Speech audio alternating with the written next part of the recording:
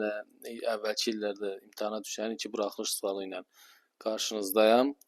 İlk sualımız trigonometriya ilə bağlıdır və çevrə verilmişdir. Radiusu 5-ə bərabər çevrə verilib və yuxarıda 3 sinus alfa üzərinə gəlir ki, kosinus alfa ifadəsinin qiymətini istəyir. Radius 5-dirsə burada adlandıraq o AH olsun burada.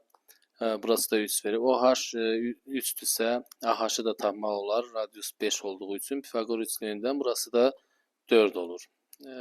Onda bizdən sinus alfanı da tapa bilər düzbucaqlı üçbucaqdan, yəni OH A üçbucağından bitişik qarşı katetin hipotenuza nisbəti, yəni 4-ün 5-ə.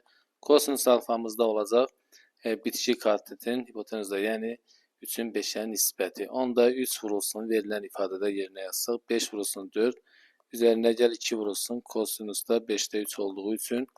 Burada biri 5-də 8-dir, biri də 5-də 12, 5-də 12-dir. Biri də ki 5-də 6 olacaq. Cavab 5-də 18-dir. Bu da 3-dən 10-da 6-nı verəcək.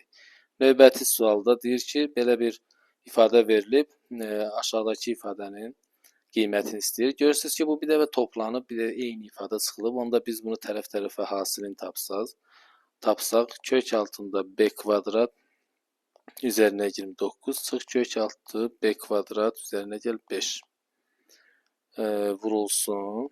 Eyni qaydada kök b kvadrat plus 29 üzərinə gəl kök altı b kvadrat plus 5 olacaq. Bərabərdir 4 vur x. Burada da göründüyü kimi bir dəfə toplanıb, bir dəfə çıxılıbsa bu kvadratlar fərqidir. Birincinin kvadratı b kvadrat plus 29 kök itəcək.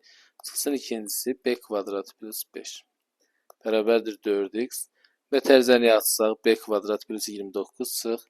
B kvadratı çıx 5 bərabərdir 4x. Buradan b kvadratlar islah olundu. 24 bərabərdir 4x. X'imiz də bərabərdir olacaq 6. Burada da deməli bu ifadənin qiyməti